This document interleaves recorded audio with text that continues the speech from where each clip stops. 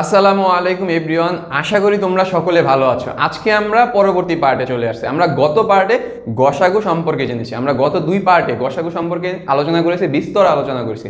এই গসাগু গত পার্ট দুইটার আগের প্রথম পার্টে আমি বিস্তর আলোচনা করেছি গসাগু নিয়ে।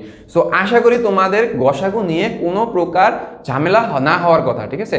এত বিস্তরভাবে আলোচনা করছি, তোমরা আশা করি গসাগুতে বস হয়ে যেতে পারো, বস হয়ে গেছো অলরেডি। ওকে, সো যারা এখনো গসাগু নিয়ে কনফিউশনে আসো, সো তোমরা আগে ভিডিওটা দেখো, দেন তোমরা প্র্যাকটিস করো, বারবার প্র্যাকটিস করো, দেখবা গসাগু তোমাদের কাছে সহজ মনে হবে।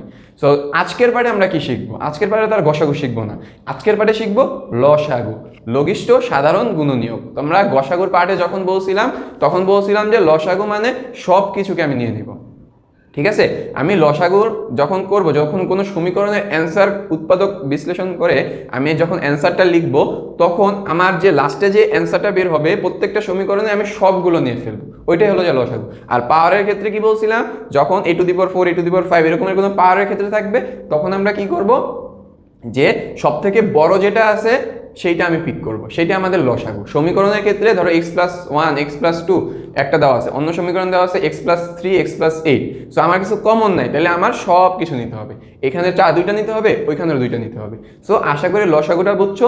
আমি জাস্ট মুখে বললাম, এরপর তো ম্যাথ করাবো, ম্যাথে আশা করি তোমরা বুঝতে পারবা লসাগু কি। লসাগু মানে এক কথায় মনে রাখবা, সমীকরণের অ্যান্সার করে সমাধান করে যে অ্যান্সারটা আসবে প্রত্যেকটা সমীকরণে, ওই সবগুলা নিয়ে ফেলবা, ওইটাই লসাগু, ঠিক আছে? আজকেও সেম হলো যে আমরা 4টা করবো এই ভিডিওতে, পরের ভিডিওতে বাকি 4টা করবো, তাহলে তোমরা বুঝতে সুবিধা হবে। আজকে আমরা প্রথম 4টা করবো, বাকি ভিডিওতে 1 2 3 4 বাকি 4টা করবো। ওকে, তাহলে তোমাদের বুঝতে সুবিধা হবে।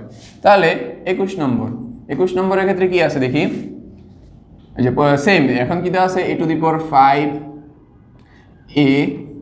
আর কি দেওয়া আছে a⁴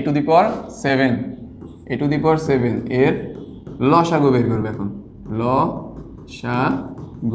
লসাগু কি হবে, সব থেকে বড় কোনটা আছে, a⁴। তারপরে হলো যা b², তারপরে কি দেওয়া আছে b³, তারপরে কি দেওয়া আছে b⁴ এর লসাগু কি হবে, কোনটা হবে, সব থেকে বড় কোনটা আছে b⁴। তারপরে কি আছে a⁴, সরি a⁴ না, এখন c খেলা, c²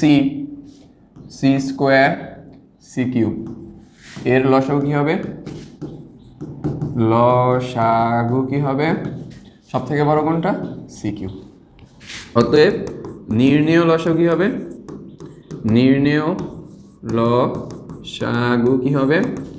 a⁴ কমানো কোনো b⁴ c³। এটাই আমাদের অ্যান্সার। আশা করি বুঝতে পারছো লসাগুর ক্ষেত্রে আমরা কি করছি, সব থেকে পাওয়ারের ক্ষেত্রে বড় জিনিসটা পিক করছি। ওকে, পাওয়ারের ক্ষেত্রে আমরা কোনটা পিক করছি, বড় জিনিসটা পিক করছি। 22 নম্বরটা করি, চলো। এটা মুছে দিই আর এইটা মুছে দিই। ওকে, সো 22 নম্বরে কি আছে দেখি, 5 10 15 5 10 15 এই সংখ্যার ক্ষেত্রে আমরা কিভাবে লসাগু বের করব, এটা তো খুব ইজি, 7-এ করার কথা হয়তো। এই যে এইভাবে করছিলাম না, 5 10 15, তারপরে এমন একটা টান দিয়ে কি করছিলাম, যে কি দিয়ে ভাগ যায়, ধরো 5 দিয়ে যদি ভাগ দিই, তাহলে কি তো 5 অক্ষে 5, 5 দুগুণে 10, 3 5 15, এভাবে করছিলাম না? এই সেমই লসাগু মানে এইটা, 3 দুগুণে 6, তারপর কি করছিল, এমনি গুণ করে দিচ্ছে, তাহলে 3 দুগুণে 6 5 6 30, তাহলে এত এর লসাগু কত হবে, 30। ঠিক আছে, বুঝতে পারছো? সংখ্যার ক্ষেত্রে কি, যে কয়টা সংখ্যা দেওয়া থাকবে ওইটা, এই যে এইটা আমরা লসাগু বের করবো, তারপরে কি করেছি, গুণ করে দিচ্ছি। এটুকু তো বুঝতে পারছো আশা করি, 7-এ করার কথা এই টাইপের ম্যাথ। না পারলে তো এই যে আমি করাই দিলাম মাত্র। ওকে, আরেকটা করাবো, দেন আরেকটা হোমওয়ার্ক দিব আমাদের, নিজে না করলে তো হবে না। তারপর এখানে কি দেওয়া আছে, a², এখানে a আর a,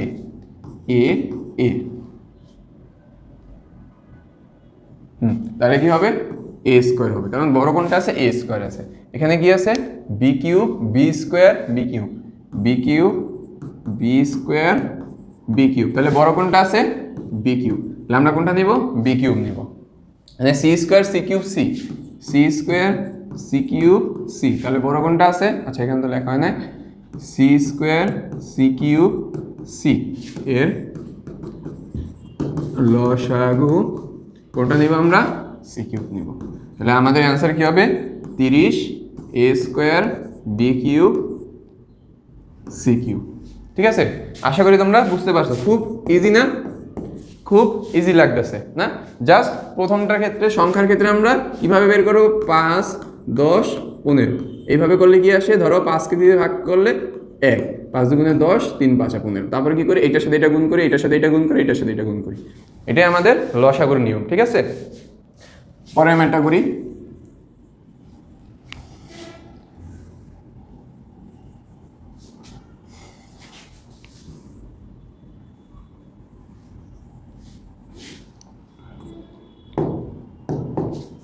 পরের ম্যানটা কি বলছে দেখি, 23 নম্বর। 3 5 3 5 3 4 5 12 3 4 5 12 3 4 5 12 এর লসাগু বের করতে বলছে। এই যে 3 নম্বরটা, 3 4 5 12। তাহলে আমার লসাগু কি করতে হবে, 3 4 5 12। তাহলে আমরা কিভাবে ভাঙবো দেখি। আমরা যদি 4 দিয়ে ভাগ দিই তাহলে এটা তো ভাঙানো যাবে না, 4 অক্ষে 4, 5 3 4 12। তাহলে আমরা গুণ করি, কি হয় যে 3 5 15, 15 ইন্টু 3 ইন্টু 4, আমার কত আসলো 180। ঠিক আছে, আমার কত আসলো 180। ঠিক আছে না, 15 3 5 15, 3 5 15, 4 15, 3 15 45, 45 ইন্টু 4,